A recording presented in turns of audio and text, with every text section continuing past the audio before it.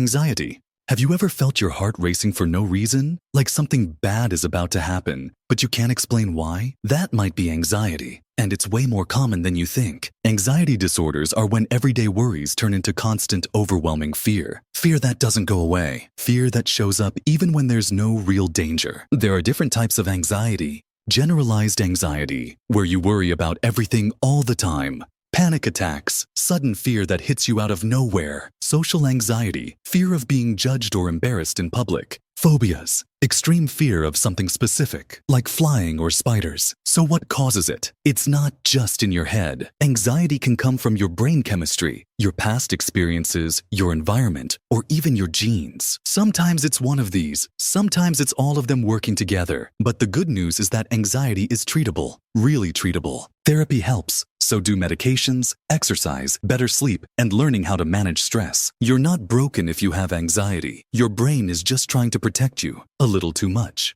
Depressive disorders. Have you ever felt like you just don't care about anything anymore? Like even your favorite things, music, food, hobbies, people, suddenly mean nothing? That's not just sadness. That's depression. Depressive disorders go far beyond feeling down for a day or two. Imagine losing interest in everything you used to enjoy, not just for a moment, but for weeks or even months at a time. There are two main types of depression. The first is major depression, deep, heavy sadness or numbness that lasts at least 2 weeks. The second is persistent depressive disorder, a lower but long-lasting sadness that can go on for years. The symptoms can show up in many ways. You might feel a constant low mood or a kind of emotional emptiness you can't shake. Or you could be exhausted all the time, even after resting. Sleep gets weird. Maybe you can't sleep at all, or you're sleeping way too much. Your appetite might disappear completely. It can get hard to concentrate, make decisions, or even care. Depression can hit anyone, and often you don't see it coming. It can be triggered by loss, stress, trauma, life changes, or it might show up without a clear reason at all. But depression is treatable. Therapy helps. Medication helps. Even daily habits, like walking, eating better, talking to someone, slowly rebuild the brain's ability to feel again. You're not broken. You're going through something your brain doesn't yet know how to fix on its own. But with the right support, it absolutely can. Bipolar and mood disorders. 1 week the world feels electric. Your ideas are flowing. Your energy's non-stop. Sleep feels optional, like you're tapped into something bigger. The next week, everything crashes. You feel empty, slow, maybe even invisible. That's not being moody. That's what bipolar disorder can look like from the inside. It's a condition where the brain swings between emotional highs and lows, not just in mood, but in energy, sleep, behavior, and focus. There are different forms. Bipolar 1 includes extreme high-energy episodes where someone might feel unstoppable, talk very fast, make risky choices, or even lose touch with reality.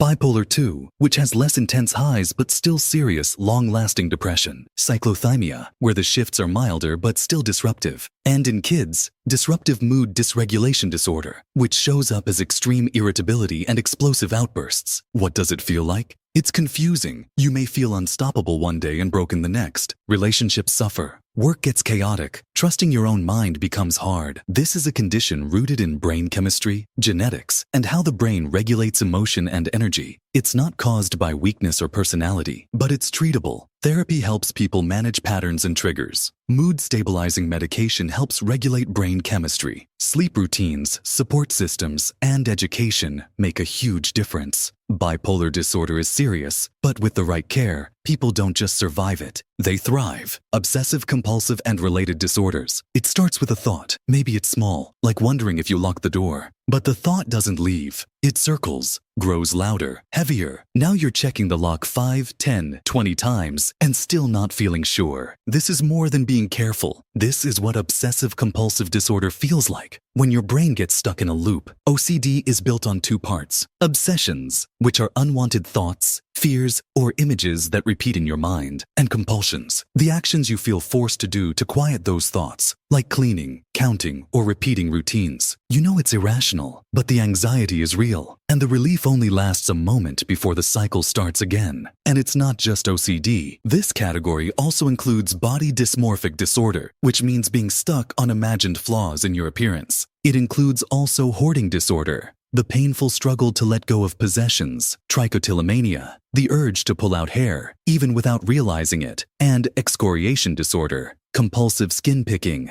These aren't bad habits or quirks. They're mental health conditions that cause real stress and can take over your day-to-day life. Scientists believe they're linked to differences in brain wiring, especially in areas that manage habits, fear, and decision-making. But they are treatable. Cognitive behavioral therapy, especially a form called exposure and response prevention, helps people break the cycle. Some people also benefit from medications that reduce obsessive thoughts. It takes time and it takes courage, but people do learn how to manage it and live free from the grip of the loop. Trauma-related disorders. Something bad happened. Maybe it was sudden. Maybe it was slow and silent, but it shook you hard. And even though time passed, your brain didn't forget. It keeps replaying the pain like it's still happening now. That's what trauma-related disorders do. They trap your nervous system in survival mode. The most well-known is PTSD. It can come from war, abuse, accidents, violence, loss, any event where you felt helpless, terrified, or deeply unsafe. And it doesn't matter if it happened years ago. The brain remembers. You might have flashbacks, like you're reliving the event all over again. Nightmares that feel too real. You might avoid anything that reminds you of what happened. People, places, even certain smells or sounds. Trauma rewires the brain. It changes how you process fear, safety, memory, and trust. Healing is possible. Trauma-informed therapy like EMDR or cognitive processing therapy can help rewire those fear pathways. Support, safety, and patience are key. You may not be able to erase the past, but you can teach your brain that it's okay to feel safe again. Neurodevelopmental disorders. Some brains are wired differently. Not wrong, just different. These differences often show up early in life, in how a child speaks, listens, focuses, learns, or interacts with the world. This group includes things like ADHD, autism spectrum disorder, learning disorders, and communication disorders. With ADHD, the brain has trouble with focus, impulse control, or staying still. With autism, people may struggle with social interaction or sensory overload, or have intense focus on specific interests. Learning disorders, like dyslexia or dyscalculia, don't mean someone isn't smart. They just mean their brain processes reading, math, or writing in a different way. And communication disorders affect speech and language, making it harder to express thoughts or understand others. These conditions are usually lifelong, but with the right support, people with neurodevelopmental disorders can thrive in school, at work, and in life. Early diagnosis matters, and even more important, understanding. Because when we stop expecting everyone's brain to work the same way, we create space for real growth for everyone. Personality disorders. Imagine this. Your friend keeps pushing people away, but then cries when they feel alone.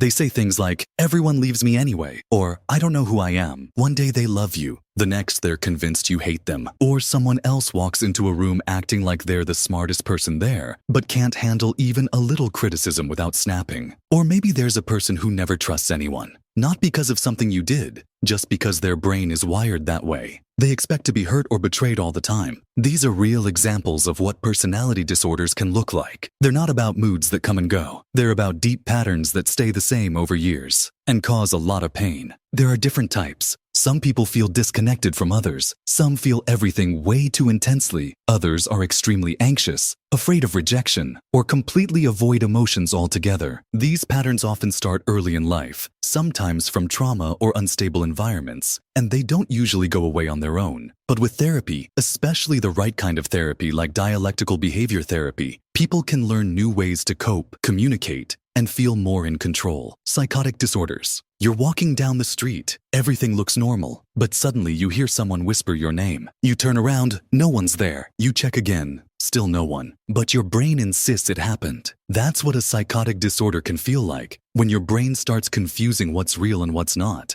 People with these conditions might see things that aren't there, believe things that aren't true, or have thoughts that seem jumbled, disconnected, or hard to follow. The most well-known is schizophrenia, where these symptoms can be long-lasting and deeply affect daily life. There's also schizoaffective disorder and brief psychotic disorder, which can happen suddenly during extreme stress and fade after a short time. Psychotic disorders don't mean someone is crazy. That word is harmful and wrong. These are real medical conditions, often connected to changes in brain chemistry, trauma, or even genetics. And while they can seem scary from the outside, many people manage their symptoms with a combination of therapy, medication, and support. With the right help, people with psychotic disorders can work, build relationships, and live meaningful lives. Eating disorders. It starts small, skipping a meal, counting every bite, telling yourself, I just want to eat healthier. But over time, it stops being about food and becomes about control, about shame, about trying to feel enough. That's what eating disorders really are. They're not about vanity. They're not about attention. They're serious mental health conditions, and they can be life-threatening. There are different types. Anorexia nervosa, where eating less becomes a way to feel in control. Bulimia nervosa, where someone eats large amounts of food, then tries to undo it by throwing up, over-exercising, or using laxatives. Binge eating disorder, where someone eats too much too fast and feels out of control, but doesn't purge afterward. And here's what many don't realize. Eating disorders affect people of all shapes, sizes, genders, and backgrounds. You don't have to look a certain way to be struggling. They're often linked to anxiety, trauma, depression, or low self-worth, and they're incredibly hard to just snap out of. But with professional help, recovery is possible. If food feels like the enemy or your body feels like a battle, you're not alone. There's help.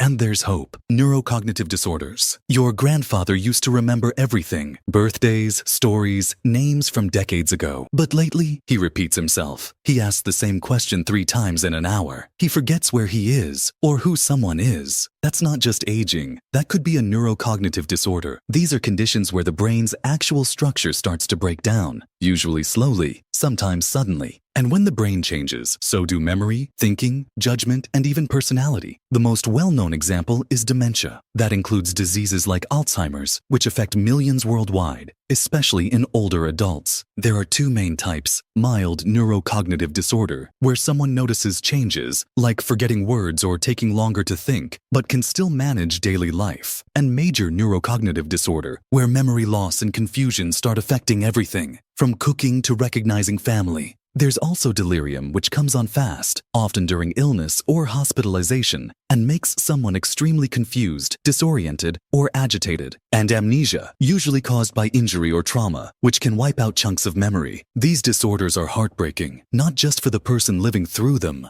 but for everyone around them. But early signs should never be ignored. The sooner it's diagnosed, the better the care and planning can be. While many of these conditions can't be reversed, therapy, routine, medication, and strong social support can slow down the decline and help maintain dignity and connection. Because even if memories fade, the person is still there, and they still deserve love, patience, and care. Somatic, symptom, and related disorders. You feel the pain. It's real. It hurts. But every test comes back normal. Doctors say, we can't find anything, but your body keeps sending signals. Tight chest, stomach pain, numb hands, constant fatigue. This isn't in your head. It's called a somatic symptom and related disorder. When emotional stress shows up as physical symptoms, this disorder can be caused by a mix of trauma, stress, anxiety, or past health scares. Your brain and body are connected. When the brain struggles to process emotional pain, it can redirect it into the body. The worst part? People often feel dismissed. They're told they're faking it or just overreacting. But the distress is real. The pain is real. The fear is real. But cognitive behavioral therapy, mindfulness, and sometimes medication can ease both the physical symptoms and the anxiety behind them. With the right care, people can feel understood, validated, and finally start to heal. Dissociative disorders. Sometimes your mind hits the emergency brakes. You feel like you're watching your life from outside your body, or like the world isn't real, or whole hours, even days, go missing. That's what dissociation feels like. It's not always obvious. It's not always dramatic, but it's very real, and it can be deeply unsettling. Dissociative disorders are conditions where your sense of identity, memory, or reality disconnects, usually as a way to cope with intense stress or trauma. There are a few main types. Dissociative amnesia, where your brain blocks out memories, often related to something painful or traumatic. You might forget certain events, or even parts of who you are. Depersonalization disorder, you feel detached from your body, or like the world around you isn't real. You know it is, but it feels distant or fake. Dissociative identity disorder, once called multiple personality disorder. A person has 2 or more distinct identities or personality states, often linked to severe childhood trauma. Each identity may have its own voice, memories, even handwriting. These aren't attention-seeking. They're the brain's defense, a way of saying, I can't handle this all at once. Dissociative disorders can be frightening and isolating, but they are treatable. Trauma-informed therapy, grounding techniques, and time can help reconnect the person to their story and themselves. Because healing isn't just remembering what happened, it's remembering who you are and knowing you're safe again. Sex and gender-related disorders. These are some of the most misunderstood conditions problems in mental health and often the most personal. They involve how people experience gender and sexual function. And when something deeply private isn't working right or isn't understood, it can affect your whole life.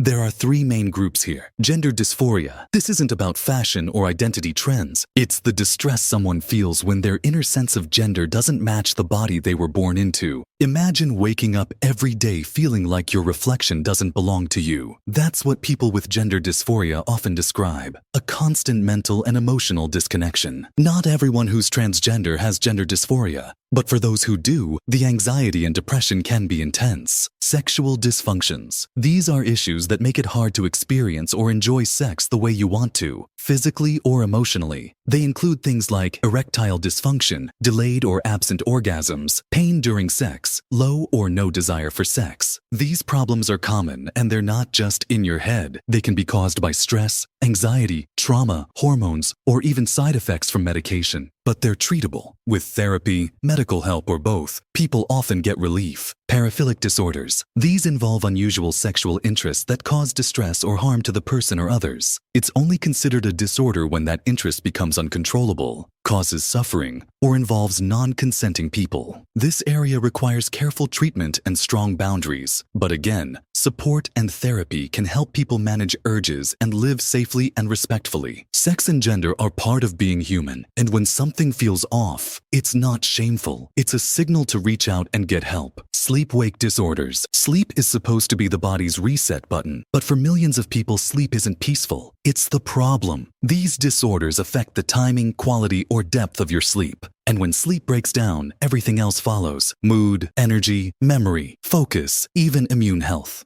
Let's break it down. Insomnia. Can't fall asleep, can't stay asleep, can't wake up feeling rested. Insomnia turns bedtime into a battle night after night. It's not just bad sleep. It's the kind that ruins mornings and steals motivation. Stress, anxiety, late-night screen use, even caffeine can all play a role. Cognitive behavioral therapy for insomnia is one of the most effective treatments. Sleep apnea. Your breathing stops while you sleep, sometimes dozens or even hundreds of times a night. You might not notice, but your brain does. It keeps waking you up over and over. That's why people with sleep apnea feel tired all the time, even after a full night in bed. It's linked to snoring, headaches, high blood pressure, and it can be dangerous if left untreated. But CPAP machines, lifestyle changes, or surgery can often solve it. Narcolepsy. This rare condition causes sudden sleep attacks, falling asleep at random times during the day. People with narcolepsy may also experience muscle weakness, vivid dreams, or sleep paralysis. It's not laziness, it's a neurological disorder, and with the right treatment, people can manage it and live full lives. Circadian rhythm disorders. Your body's internal clock gets out of sync. You feel awake at night and tired during the day. This can happen from night shift work, travel, or just natural body timing that doesn't match the world's schedule. Melatonin, light exposure, and consistent routines can help reset the clock. Bottom line, sleep-wake disorders are more than feeling tired. They're medical conditions that deserve attention and often respond well to treatment. Impulse control and addictive behavior disorders. Ever felt a pull so strong you couldn't stop even when you knew it was harmful? That's what this group of disorders is about. Losing control over urges, even when they hurt your health, your relationships, or your future. Here's what it looks like. Someone might feel a rising tension or craving, then act suddenly compulsively. It could be stealing something they don't need, or gambling away money they swore they'd never touch, or scrolling and clicking and buying over and over even when they're already in debt. And afterward, regret, shame, a promise to stop until the urge builds again. So what's going on in the brain? It's a breakdown between impulse and self-control, especially in parts of the brain that handle decision-making and rewards. The brain starts chasing short-term pleasure while ignoring long-term consequences. This is not just a willpower problem. It's a neurochemical loop that needs real support to break. Some common impulse control and addictive behavior disorders are kleptomania, repeatedly stealing items, not out of need, but for relief or thrill. Internet or gaming addiction, hours lost to screens, ignoring work, sleep, and relationships. Compulsive shopping, buying things to ease stress, then drowning in guilt or debt. Intermittent explosive disorder, sudden angry outbursts or violence far beyond the situation. Can these disorders be treated? Yes. Therapy helps, especially cognitive behavioral therapy, which targets triggers and teaches self-regulation. Sometimes medication is also used to balance brain chemistry. More videos like this one are coming up soon. Subscribe and stay tuned.